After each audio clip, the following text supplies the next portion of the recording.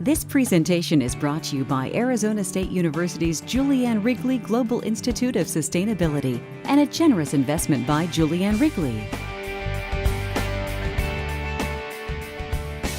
The next question was how to take action, and we found 4 general themes that I'll go through, and then I can get to some more specifics. In these 4, I could take the word climate change out of this entirely. This is just business strategy, but let me walk through them. Number 1, ensure strategic timing. If you anticipate a market shift coming, you have to jump at the right time. Not too soon, not too late. One of the companies in the report, Swiss Re, actually they jumped too soon. They started to develop instruments around business interruption insurance, directors and officers insurance, and natural catastrophe insurance predicated on climate change.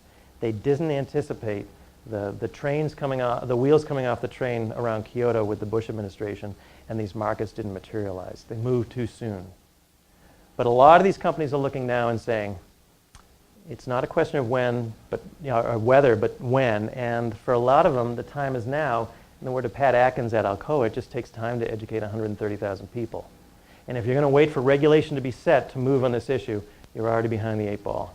And you really want to for these companies, take advantage of this vacuum in federal regulation as an opportunity to change your corporation, get ready for this market shift on your timetable rather than letting the federal government set it for you. And that's an opportunity that you have right now.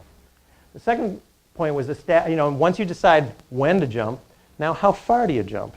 How far, so there are companies in the report that are saying they'll do a 3% reduction in CO2 emissions. Some they'll do a 70% reduction in emissions. Some will do it by 2010. Some will do it by 2020. You really have to think carefully about what's within your scope. How far are you going to go to try and deal with this issue? And you really need to pay attention to market signals. From David Bresch at Swiss Re, you should always remain 1 step ahead of the competition, but if you're 2 steps ahead, you lose the crowd. The idea is for you to be the leader of the pack and everyone pulling in the same direction. And I like the metaphor, 1 step ahead, not 2. It really blows out of the water this notion that one company is going to be the leader, everyone's going to follow that company. That's not the way this works. You want to think about it instead of like a wave, and you want to try and be on the crest of that wave, not getting too far down into the trough, but not falling too far back. So you really need to be attuned to the market signals that are out there and moving with them rather than thinking that you alone will lead them. The third is influence policy development. I could tell you we will have a cap and trade system tomorrow, and I've told you nothing. There are so many variables at play. Will we do direct emissions, indirect emissions? Will it be upstream or downstream? Will we have sectoral standards or economy-wide? What will be the baseline year? What will be the targets? The big question that a lot of people are asking, and I'm focusing on cap and trade. Politically, that seems the most likely option, even though a debate has started to emerge around taxes. I think taxes are a little problematic. I think it's a 4-letter word in our culture today, and a cap and trade seems more likely. But the issue of allocation of those initial permits is an issue of great debate. Do you give them away? Do you auction them? When you're starting to think about a federal government needing money for a stimulus package, auctioning looks awfully attractive.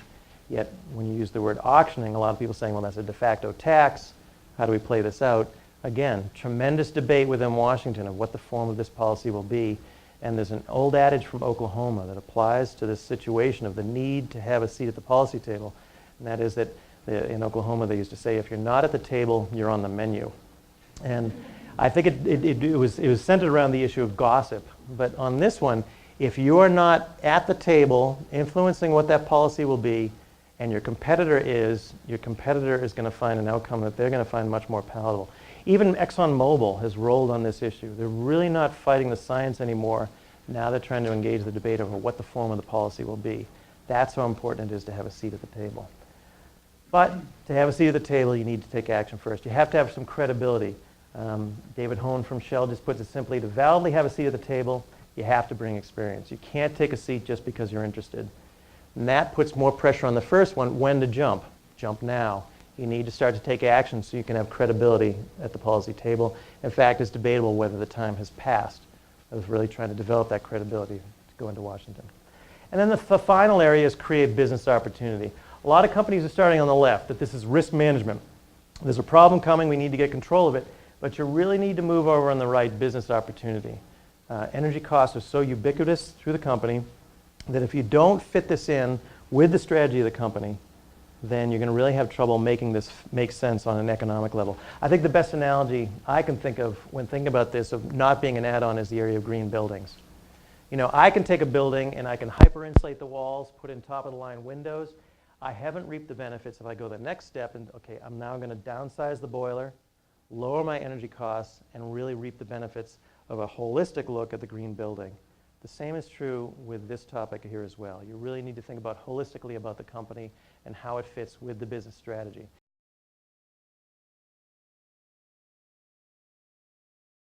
This presentation is brought to you by Arizona State University's Julianne Wrigley Global Institute of Sustainability for educational and non-commercial use only.